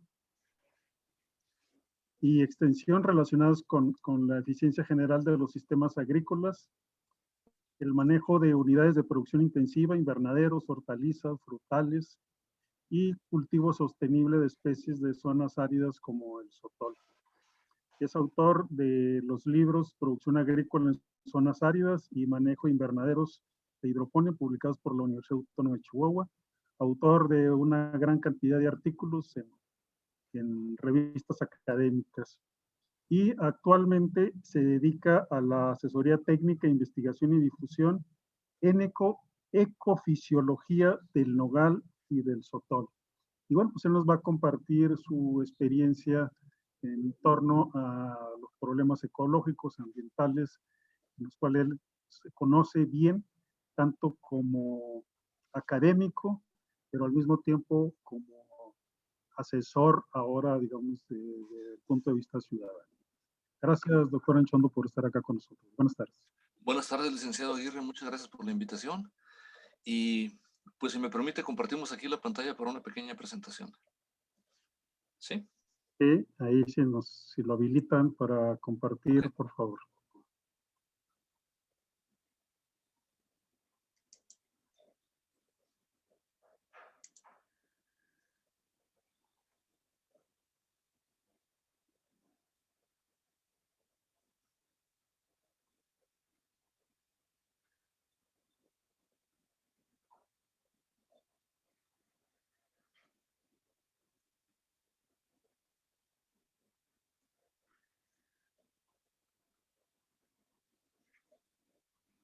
¿Está habilitado, doctor Anchondo? Bueno, muy bien. Sí, está habilitado ya, ¿eh? Muy bien, bueno, gracias. ¿Se ve la presentación ahí? Todavía no. Yo todavía no lo veo. ¿Ahí? Ya, ahí va. Muy bien. Gracias. Bueno, mire, yo quisiera que platicáramos un poco sobre algunas concepciones en el uso y manejo del agua que permiten más de una narrativa, ¿no? A veces conocemos nada más una narrativa, que es la que más se abre paso a medios de difusión, pero que no necesariamente está soportada por datos o por evidencias, ¿no? Yo quiero platicar hoy de unos 5 ideas en las cuales tenemos diferentes narrativas pero también antes hacer un par de definiciones. Voy a pasar aquí a la siguiente diapositiva, ¿sí? Yo quisiera empezar definiendo lo que entendemos como agricultura y como tecnología, una definición de trabajo más que una definición rigurosa, ¿sí? Y luego hablar de 5 espejismos. Uno, el de la alta confianza que tenemos ahorita en ciertos sistemas de riego, pero que no se manejan las contradicciones que encierran. La otra, sobre quién en realidad está consumiendo el agua. La tercera, sobre las relaciones entre demanda urbana y demanda rural. Un poquito sobre la importancia de dunas y a última hora ciertas tentaciones actuales que yo siento que son navajas de dos filos, ¿no? Al final, ciertas propuestas de acción y algunas conclusiones. Agricultura es un proceso antropogénico de captura de luz solar mediante seres vivos. La agricultura no está definida por la tierra, está definida por la luz, es cosecha de luz, es captura de luz. Y una prueba muy sencilla es que podemos producir alimentos o bienestar o situaciones, productos agrícolas, e incluso en suelo firme si contamos con luz y si contamos con agua, ¿no? Que es el tema que nos ocupa ahorita. En esa definición de luz solar tenemos que tener claro que el sol aporta no solamente luz aprovechable, de hecho la mitad es calor, lo que se conoce como radiación infrarroja, y que nos enfrenta a necesidades de enfriamiento, ¿no? En Chihuahua, en un día de junio, la integral, la acumulación diaria, llega a unos 80,000 kilowatts por hectárea por día, u 80 megawatts, ¿eh? De los cuales la mitad, 40,000, son calor, tienen que ser disipados de alguna manera, y plantas los disipan de varias maneras, ¿no? En ese torrente de luz, agricultura, es el aprovechamiento de esa luz solar mediante plantas domesticadas, entendiendo como domesticación un proceso por el cual una población toma control del curso evolutivo de otra población, en este caso humanos tomando control del curso evolutivo de plantas. Pero también en ocasiones esa cosecha se hace con plantas no domesticadas o con plantas y con animales silvestres, que ahorita ahí tocaba de manera detallada el doctor Lafón, ¿verdad? Aclarando que en silvicultura o en aprovechamiento forestal no implica nada más maderables o especies de coníferas. También tenemos vegetación silvestre del desierto, como es el caso de sotol, orégano y otras especies, ¿no? Entonces, estos son, por así decirlo, el paso primario, el paso primero. Ese paso permite acumular energía para otras unidades. En ese proceso se pierde el 90% de la energía, por eso la flecha más delgada, y la podemos destinar, esa energía, tanto de agricultura con plantas domesticadas como de silvicultura con plantas silvestres, a, por ejemplo, animales domesticados, en este caso terrestres, o bien acuícolas, ¿no? Por eso agricultura, si la definimos en términos con mayúsculas, como pasa en muchos países, encierra a los 4 sectores. O bien podemos seguirla clasificando como agricultura con minúsculas, donde es compañera de otros sectores, pues igualmente importante, ¿no? La segunda definición que yo quisiera insistir, porque es ahorita un problema que estamos teniendo en la agricultura, que mucha gente confunde instrumentos con tecnología. Y de hecho ahorita se habla de que si un sistema, por ejemplo, tiene energía eléctrica y sistemas a presión, se le considera tecnificado, y uno que no lo tiene se le considera no tecnificado. Cuando en realidad tecnología es la suma de conocimientos, habilidades e instrumentos. Instrumentos son nada más una parte de esa tecnología aplicada a la solución de un problema en particular. Un ejemplo muy sencillo, con el caso del riego, por ejemplo. El riego responde a 3 preguntas: ¿cómo, cuándo y cuánto regar? El cómo es el método, y ese a menudo se puede adquirir si hay recursos de manera rápida, ¿no? Pero ya la operación, el saber qué cantidad de agua precisa aplicar y en qué momento aplicar, lleva muchos años de investigación y va mucho más allá de los instrumentos, ¿no? Entonces, es un ejemplo de cómo tecnología no es solamente instrumentación, sino que es un concepto mucho más amplio que la instrumentación, ¿verdad? Paso aquí al siguiente. Yo le comentaba que en un mediodía, este es un mediodía de junio aquí en Delicias, está registrando un medidor aquí sencillo, 1115 watts por metro cuadrado, ¿no? Como promedio de radiación en ese momento, ¿no? La mitad es calor y tiene que disiparse. Yo le comentaba ahorita que eran 80,000 watts, de los cuales 40,000 son calor, de los otros 40,000 se aprovecha un 6%, el otro se disipa como calor. De manera que para hacerle frente en Chihuahua a un mediodía con 80,000 watts, necesitamos más o menos de unos 70,000 a 80,000 litros de agua por hectárea, más o menos unos 7 u 8 litros de agua por metro cuadrado, para ese torrente de energía y de calor, ¿no? El primer espejismo es de que se piensa que con el hecho de aplicar goteo vamos a resolver los problemas de agua en la agricultura. Goteo ciertamente es cierto de que aplica solamente el agua necesaria que plantas necesitan en zonas radiculares de las plantas. Y es que lo logra porque hay una reducción de pérdidas al distribuir el agua, porque encaminamos el agua por conductos que depositan al pie de cada planta, ¿no? Hay dos problemas con esa concepción. Una, que la demanda hídrica depende en realidad de la cantidad de radiación solar interceptada, como le comentaba ahorita, ¿no? Y esa cantidad interceptada es función del índice de área foliar, una especie de cobertura de follaje por hectárea o por metro cuadrado, de la humedad relativa de la temperatura y del viento. En plantas introducidas, como son la mayoría, la demanda es muy alta. Plantas nativas la han resuelto de dos maneras. Una, aguantando temperaturas más altas, cerrando estomas y respirando nada más de noche. O la otra, metiendo una especie de turbocargador, que son las plantas C4. Pero en el caso de nativas, nos lleva a tasas de crecimiento mucho más lentas, ¿verdad? Un problema que no se resuelve con goteo es el lavado de sales. Nada más un ejemplo, cuando aplicamos agua dulce, estamos aplicando unos 300 gramos por metro cúbico de sales. Es decir, en condensados normales de 1 hectárea, en la cual se aplican en Chihuahua de 10 a 12 millares, se están aplicando de 3 toneladas a 3 toneladas 600 de sales por hectárea. Eso tiene que ser lavado. Goteo no lo hace. Es decir, goteo es eficiente en el corto plazo, pero después de 8, 10 o 15 años va a hacer falta aplicar láminas de agua más pesadas para que puedan lavarse las sales. Es la única forma, con sales. Con agua, perdón, llevarse las sales. La pérdida o la falta de ese lavado condujo a la pérdida de muchas civilizaciones, como pasó en Mesopotamia, ¿no? Cuando no hubo agua suficiente para lavar las sales de los cultivos. Pasamos al siguiente espejismo. Nada más abundando en este tema, nosotros hicimos un estudio, el primer estudio que se hizo de medición directa de pérdidas de agua directamente de huertas nogaleras. Aquí se mira en la imagen una torre de covarianza de vórtices o covarianza de torbellinos, que son las técnicas más avanzadas. Esto lo tuvimos con un proyecto con ACID y medimos en 2 nogaleras con diferente método de riego, incluso diferente densidad. Una de alta densidad o ultra alta densidad con más de 160 árboles por hectárea y otra con densidad tradicional de 70 a 75 árboles por hectárea. Pero las dos con cobertura completa, por así decirlo, con árboles ya tocándose, ¿no?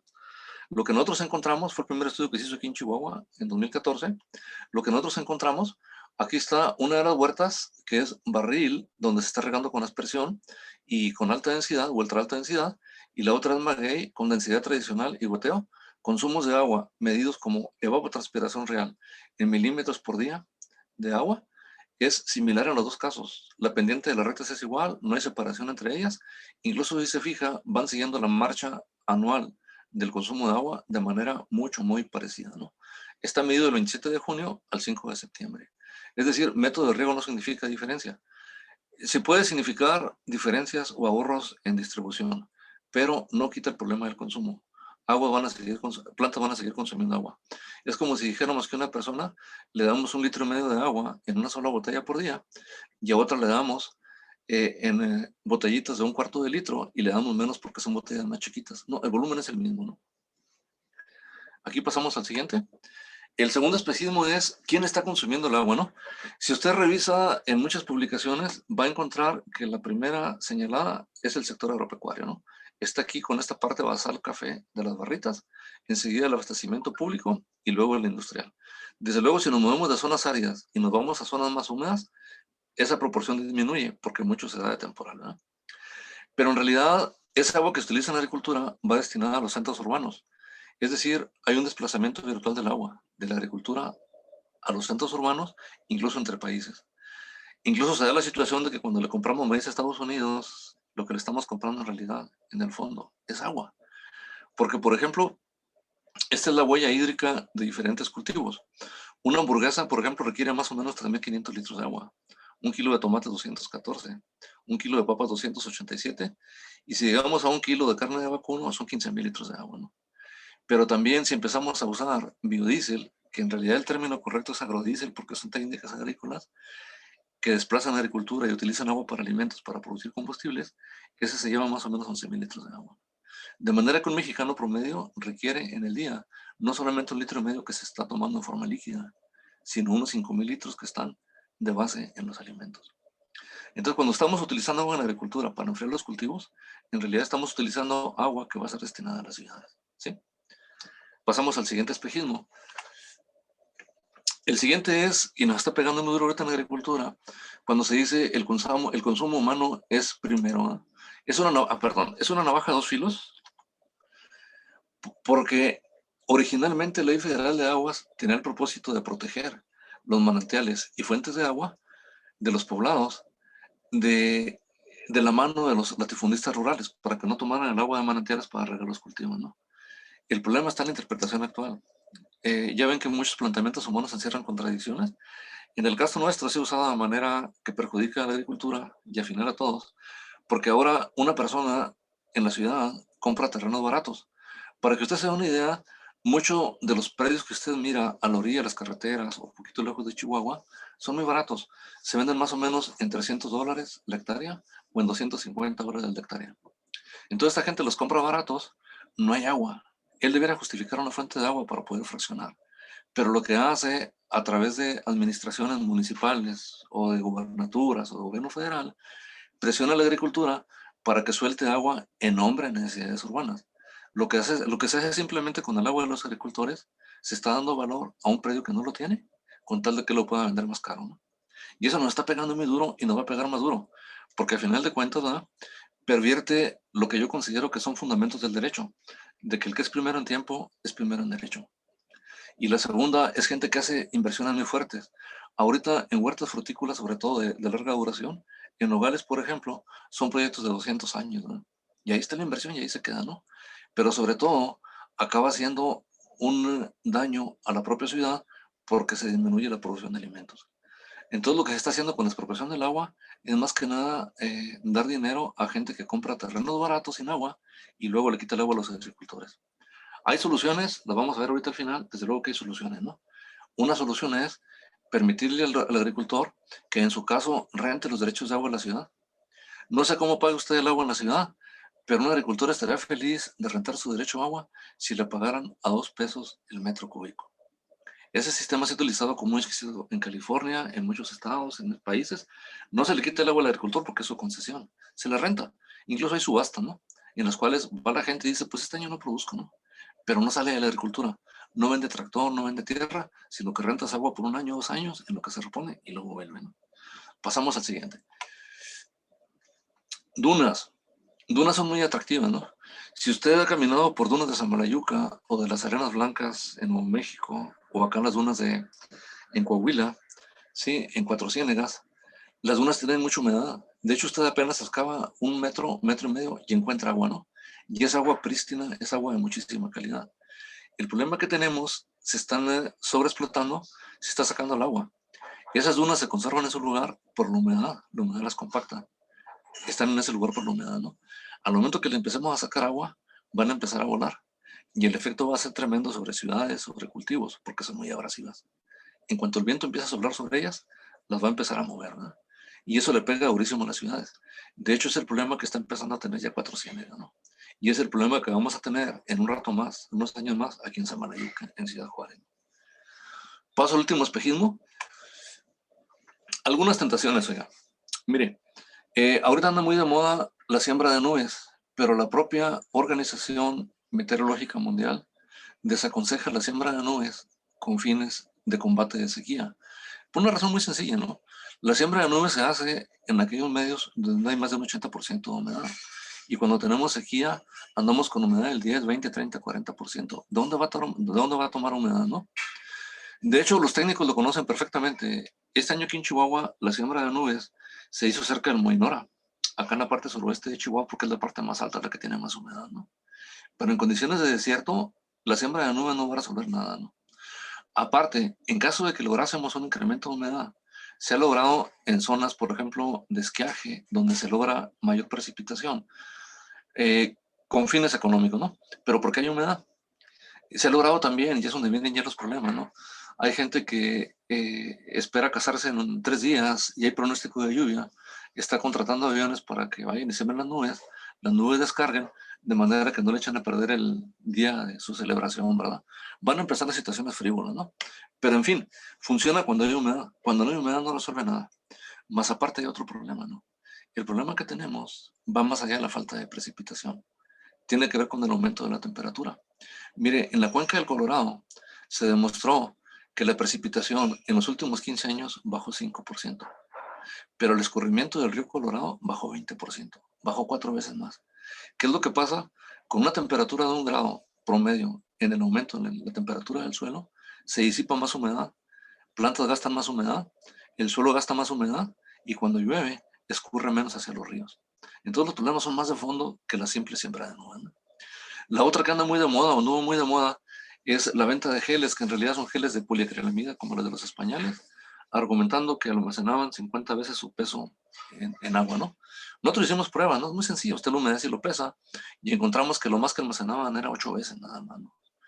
Pero uno se pregunta, ¿qué necesidad tengo de meterle 5 kilos por metro cúbico al suelo de gel que me cuesta 250 pesos? Cuando simplemente removiéndolo con un subsoleo, yo puedo aumentar la capacidad del suelo hasta 380 litros de capacidad por metro cúbico. Es decir, nos están vendiendo situaciones que no necesitamos, ¿no? Y hay una lista tremenda, ¿no? Y lamentablemente hay hasta financiamiento oficial para comprarlos, como es el caso de magnetizadores de agua y otra serie de cosas que en realidad no resuelven nada, ¿no? Paso al siguiente, que son ya una serie de propuestas, ¿no? Mire, en ciudades, en realidad, si comparásemos consumo de ciudades, metro por metro de ciudad, se gasta más agua en la ciudad que la que se gasta en agricultura. La agricultura tiene aparentemente un impacto muy alto porque son superficies muy grandes de tierra, ¿no? Para poder sostener a una persona, nosotros ocupamos de tierra de riego de perdido 200 metros cuadrados, 300 metros cuadrados. Si consideramos temporal, nos vamos ya a 800 metros cuadrados. Entonces, por cada persona que hay en la ciudad, tiene que haber una superficie muy grande afuera que es la que está consumiendo el agua. Pero en la ciudad se puede hacer mucho para conservar el agua y para capturarla. En este caso, por ejemplo, captando en sitios bajos, son hasta estéticos, el agua de escurrimientos, que no se vaya por las calles, que no cause inundaciones, que no cause arrastre de vehículos o de personas, ¿verdad? A veces en estacionamiento, simplemente en el extremo, ¿verdad? Se hace un pequeño rodal de bosque, de árboles que captura humedad, da sombra, atrae, por lo menos protege fauna urbana que se refugia ahí como los pájaros, ¿no? Si usted revisa en esta parte de aquí, es simplemente la corriente de la calle en un sentido para que junte el agua, ¿no? En ocasiones, en ciertos estacionamientos, nada más con que se hagan con un poquito de pendiente hacia donde están los árboles. Nosotros hemos propuesto el hecho de que las calles no se hagan con forma de tejabán o con forma de tejado, donde está la calle en la parte central más alta, los árboles en la parte de arriba, sin recibir agua de lluvia, y dependen toda la vida de riego con manguera o de riego de manera artificial, ¿no? Si simplemente se hiciera esta parte más baja, donde están los árboles, que la calle escurra hacia el centro, con eso puede tener usted vegetación preciosa en toda la ciudad, ¿no? Y desde luego también revalorizar nuestro concepto de, por así decirlo, de paisajismo, ¿no? De hecho, estamos en un desierto y ojalá que un día valorásemos la importancia que tiene el desierto. El desierto tiene plantas de hoja muy fina, ¿no? Y ya llega un amor tremendo por los moros que tienen hojas que parecen cacerolas, ¿no? No riman con nada. En cambio, la vegetación de desierto se une perfectamente con la vegetación del entorno. Si lo que le interesa es color, hay muchas formas de meter color, ¿no? Hay muchas plantas de desierto, como en este caso del primer estrato, que tienen colores muy vivos. Hay plantas de bajo consumo de agua, como estos mezquites, ¿no? Y puede usted crear un paisajismo muy hermoso con plantas nativas, que aparte le da identidad. Con esto, yo quisiera pues despedirme y agradecerle. Resumiendo, tenemos 5 espejismos. Uno de pensar que el goteo nos va a sacar del apuro. La otra que es la agricultura, la que se está acabando el agua, cuando en realidad pues, son las ciudades, porque es el consumo que va por allá. Si utilizamos agua es precisamente porque tenemos que enfriar los cultivos. Un tercero, donde como ahorita una interpretación muy discutible de Ley Federal de Aguas, lo que hace es privilegiar el acaparamiento urbano con lotes de bajo precio, se les da agua a los agricultores y luego se eleva el precio de los lotes. El cuarto, la importancia de las dunas. Dunas almacenan agua, que es lo que las mantiene en su lugar. Al momento que le sacamos el agua, va a empezar a volar arena por todos lados. Y el último, de que muchas aparentes soluciones actuales en realidad no son soluciones, son estrategias de mercadotecnia que no resuelven ningún problema, ¿no? Al comentar esto, pues le agradezco su tiempo y su atención y aquí estamos a la orden. Muchas gracias, doctor Álvaro Anchondo, por su aleccionadora ilustrativa intervención. Pues bueno, esto ha sido digamos, terminamos las 3 participaciones de nuestros panelistas. Y pues ha sido interesante porque pues, con nuestro primer participante, Gerardo Aguirre, podríamos hablar de un filósofo ambientalista, y con el doctor Lafont y el doctor Álvaro Anchondo, pues podríamos pensar en ambientalistas filósofos por la profundidad de sus reflexiones a partir de sus experiencias profesionales. Creo que podría ser el momento en que podríamos recibir los comentarios, preguntas y de quienes están ahí. Nos pregunta la maestra Águeda Caballero comenta la maestra de la Facultad de Artes, dice: buenas tardes, felicitarlos por esta propuesta de mesa panel. Comparto estas preguntas dirigidas al doctor Cristóbal Aguirre. ¿Qué tipo de capacidades y capacitaciones se les otorga a la población que habita en ese medio ambiente? Segunda pregunta: ¿de dónde obtienen los recursos para tan magno proyecto de conservación de la fauna y el medio ambiente? Gracias. Felicita al maestro Payares, al doctor Lafont, excelente conferencia, al doctor Anchondo. Dice: ¿cómo podríamos divulgar estos espejismos? Eso es lo que tenemos ahí en el chat. Entonces, nos quedan esas preguntas bueno, primero para Gerardo y luego para el doctor Anchondo. En el caso de la primera pregunta, ¿cómo se hace para divulgar entre los habitantes de las comunidades? Bueno, se dan cursos de capacitación, ¿verdad? Teórico-práctico para el uso de los manuales, de los protocolos de monitoreo. En este caso específico de este proyecto, bueno, el financiamiento fue de WWF a través de Tarahumara Sustentable, que es un proyecto que tiene algunos años trabajando en la Sierra Tarahumara de Chihuahua. Se compraron equipos como GPS, binoculares, telescopios, en fin, equipos diversos, botiquines de primeros auxilios, etcétera. Esto lo contemplaba el proyecto, estos equipos para equipar a las brigadas que se capacitaron en el monitoreo.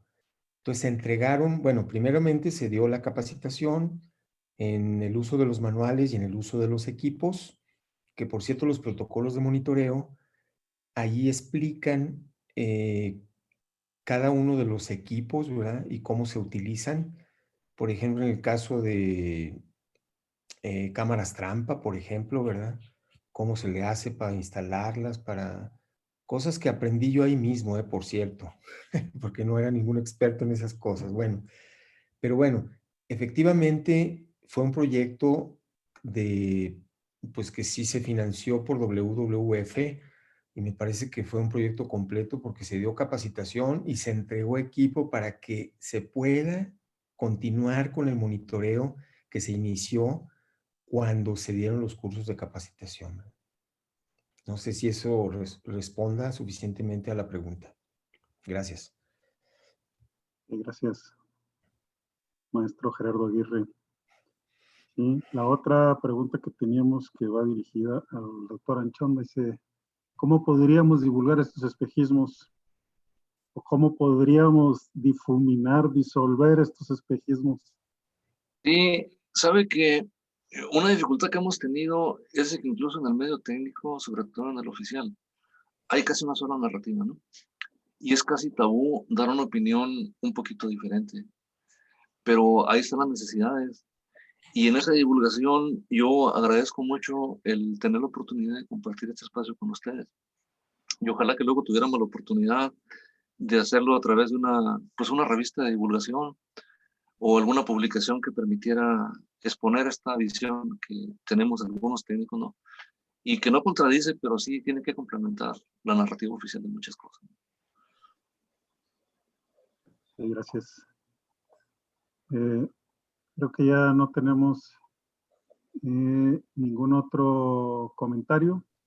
Algo que ustedes consideren importante para complementar, distinguidos y estimados panelistas, algo que se les haya quedado en el tintero, digamos, con que se queda a manera de mensaje final, al menos para esta mesa panel. ¿Tenemos algo más? Sí. Carajo, ya creo que... Oiga, no, vi nada más ahí un chat que apareció, un mensaje de que en Ascensión había muchas polvaredas. ¿Puedo hacer un comentario muy rápido? Claro, tenemos todavía un tiempito, así que... Bueno, cómodo. Ascensión se encuentra casi en los límites de lo que fue un lago muy antiguo, ¿no? De hecho, cuando uno viaja a Ciudad Juárez, medianos de Samalayuca, son las orillas de un lago muy antiguo. De hecho, el poderoso río Colorado no salía por Baja California, sino hasta tiempos geológicos recientes. Salía por el río Bravo, ¿no? Pero antes formaba un lago ahí junto al paso que llegaba casi desde lo que es Ciudad Juárez hasta casi Ascensión. Toda esa parte que usted mira con dunas, ¿no? Entonces, esa parte es muy vulnerable. Y ahí pues se han hecho muchos proyectos donde hay bombeo de agua y está resacando mucho el suelo, ¿no?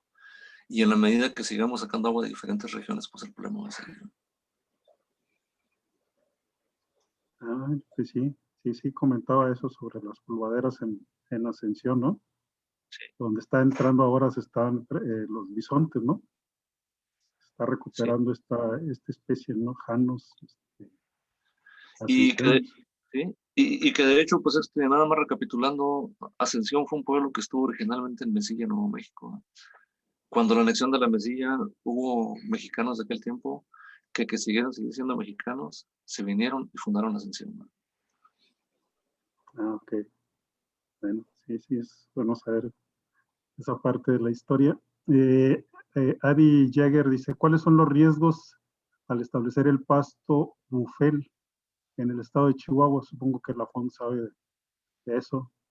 ¿Qué beneficios o consecuencias da el riego con aguas grises? Esto sería, supongo, para Álvaro Anchondo. Pues si quieres por el lado de los pastos, es increíble cómo nos gustan las nuevas modas, ¿no? Y el búfel, al igual que ahorita que el zacate rosado y el zacate africano, pues son invasores. Acaban con la fauna nativa, nomás que la situación está en producción y la producción se da más fuerte o tiene mayor producción, un zacate introducido, que a veces que los nativos requieren diferente manejo. El problema está en qué respetamos, ¿no? De las cosas. Y ahí es donde tenemos que ponernos a discutir y a filosofar si lo que queremos es nuevas cosas o queremos conservar realmente.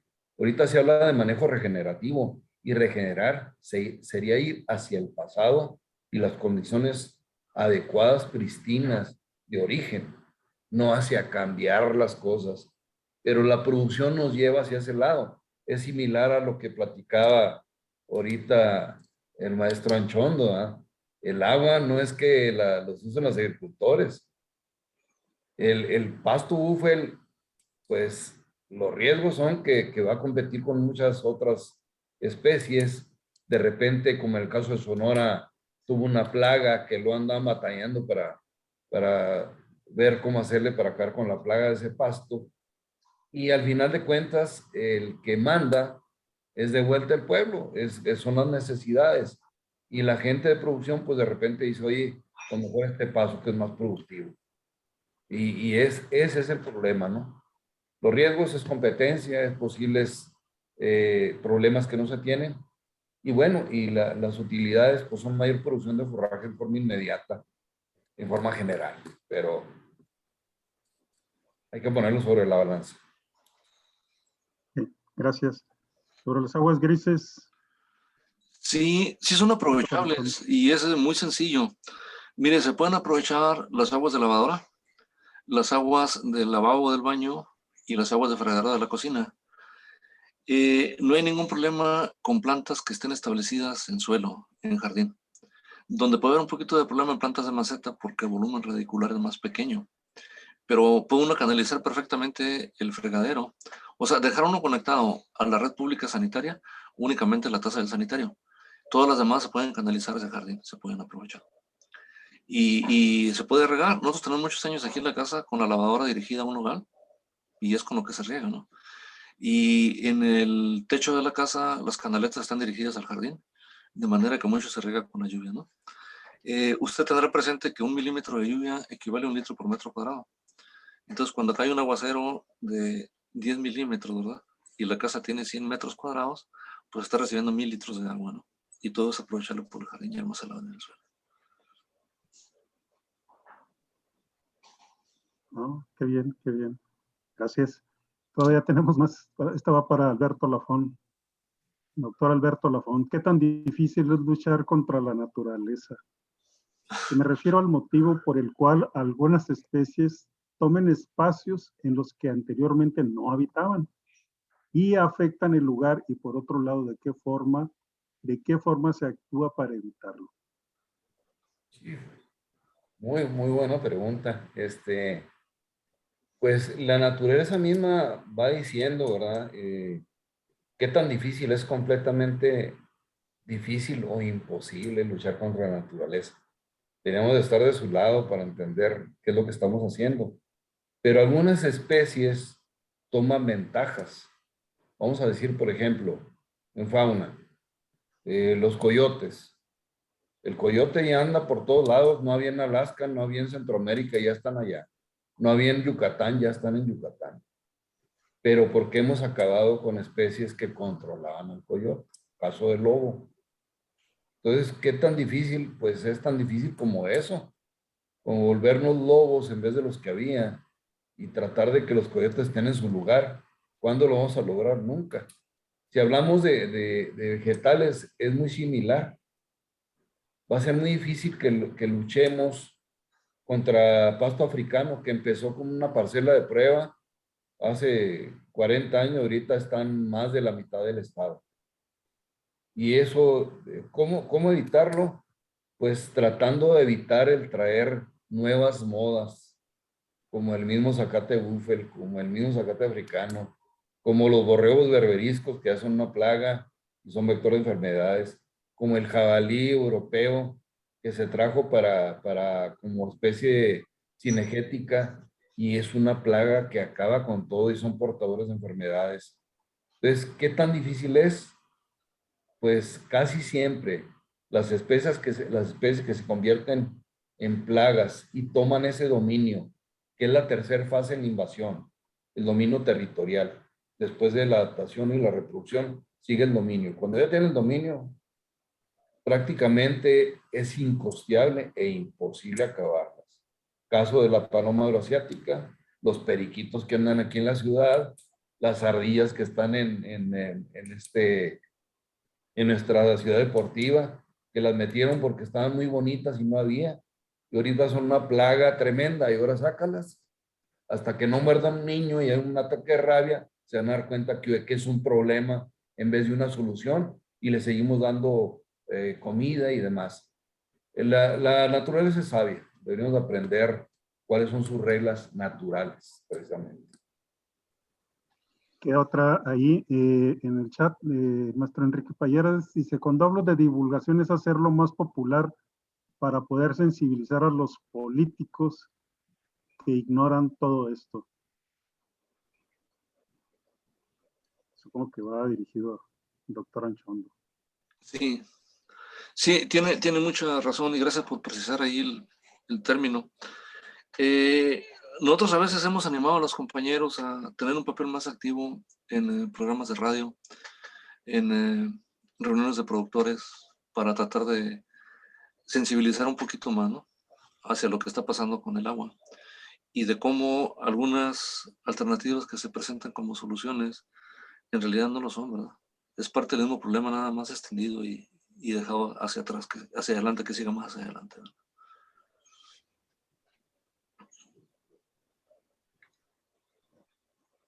Bueno, pues son todas las Me dicen que ya son todas las participaciones que tenemos.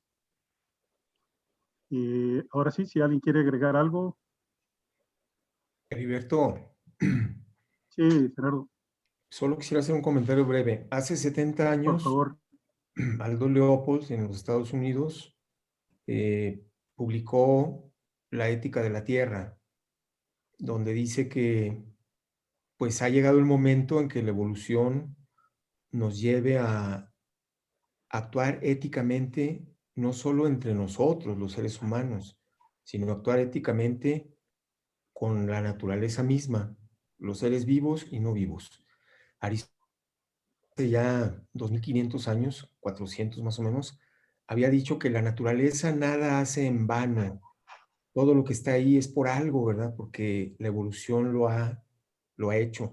Entonces, si intervenimos de una manera como lo hemos hecho, de una manera inadecuada, pues digo, pagaremos las consecuencias. De hecho, las estamos pagando ya, ¿verdad? Entonces, creo que es importante, pues, efectivamente hacer un alto, reflexionar a este respecto y considerar que todo aquello que contribuye a la integridad de los ecosistemas, a la integridad de la comunidad biótica, es bueno. Todo lo demás, todo lo que no contribuye, pues eso es algo que hay que ir dejando de lado, ¿verdad? Entonces, bueno, la filosofía me parece que puede aportar. La ética ambiental es una disciplina emergente, vamos a decir, ¿verdad? Porque no habíamos considerado hasta hace unos años que tuviéramos alguna responsabilidad moral con la naturaleza. Solo pensábamos que teníamos responsabilidades morales entre nosotros, ¿verdad? Y eso no siempre ha sido así, porque hubo un tiempo en que no considerábamos que los esclavos estuvieran dentro del mundo de la moralidad. Eran objetos que se compraban y se vendían.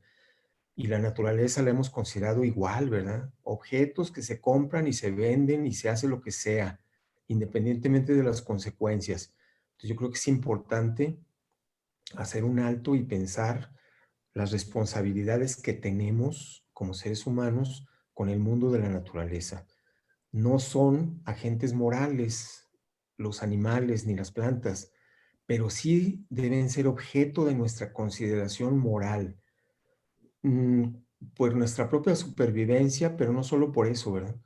Sino porque nos vemos mal con las corridas de toros, con las peleas de gallos, como si fueran objetos que se pueden usar y tirar y hacer lo que sea con ellos, ¿verdad?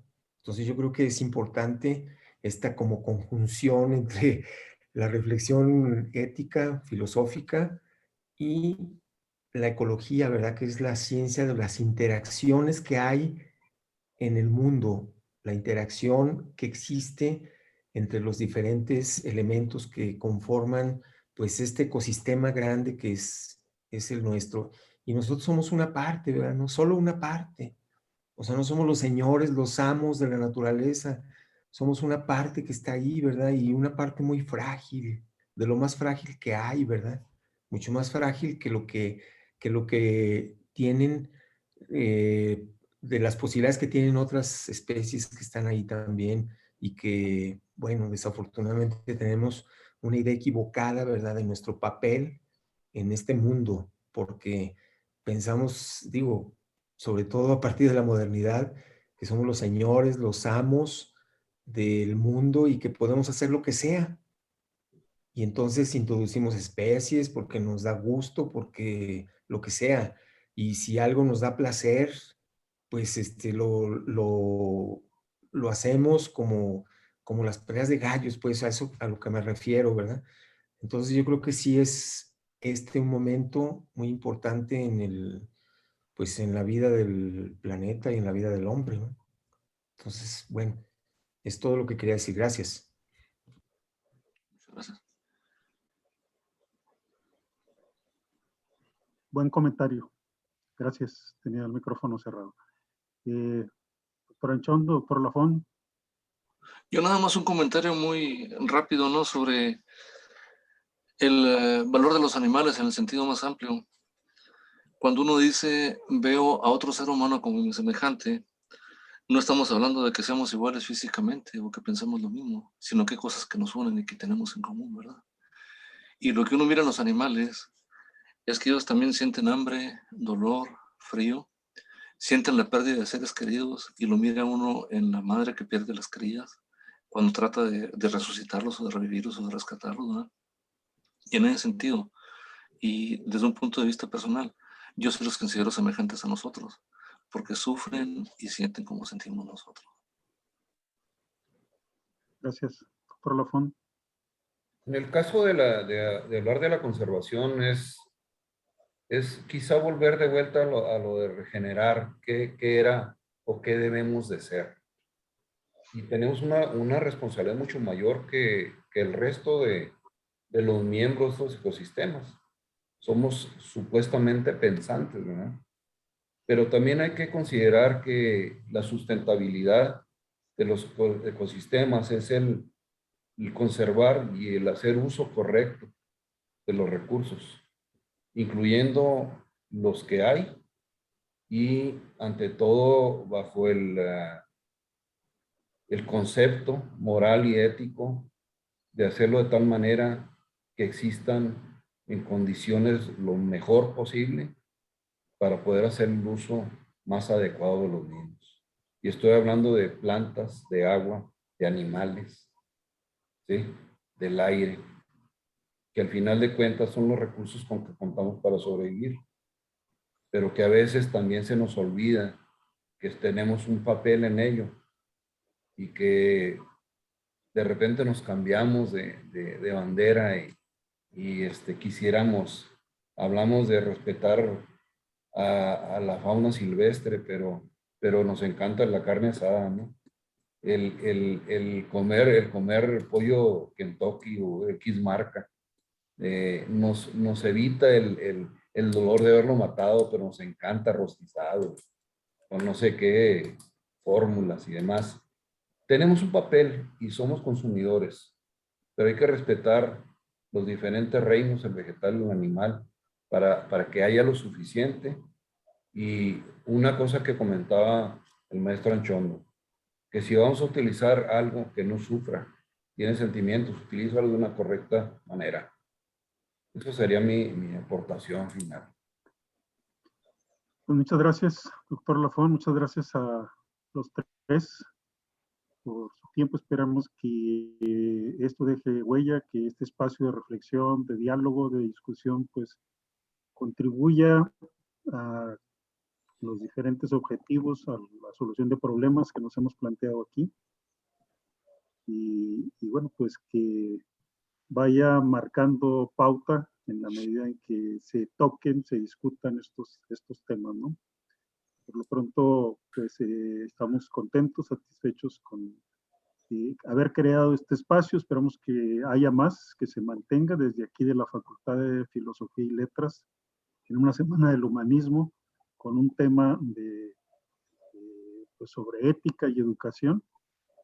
Y bueno, pues esta sería, digamos, nuestra contribución, y por lo cual estamos pues agradecidos a nombre de la Facultad de Filosofía y Letras, toda la comunidad de este proyecto de trabajo que se llaman los BUS, este observatorio pues de vigilancia ciudadana, ¿no? Hacia prácticas tecnológicas, políticas tecnológicas, conservación del medio ambiente. Pues gracias por estar aquí. Pues.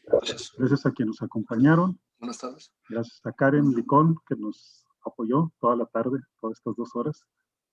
Y Alex Chávez, muchas gracias a todos. Gracias a ustedes, maestros. Una excelente mesa panel. Es así que se nos ha terminado el tiempo.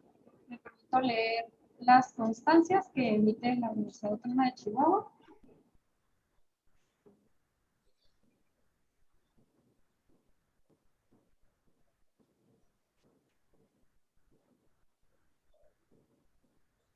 Bueno, la Universidad Autónoma de Chihuahua, a través de la Facultad de Filosofía y Letras, otorga la presente constancia al doctor Alberto Lafón Terrazas, al maestro Liberto Ramírez Luján y al maestro Gerardo Aguirre Calderón y al doctor José Álvaro Chondo Nájera por su valiosa participación como panelistas en la 43ª Semana del Humanismo, Ética y Educación como herramientas contra la brecha social, con la mesa panel Observatorio Ciudadano de Buenas Prácticas Ecológicas, llevada a cabo de manera virtual el jueves 7 de octubre de 2021, de 15 a 17 horas.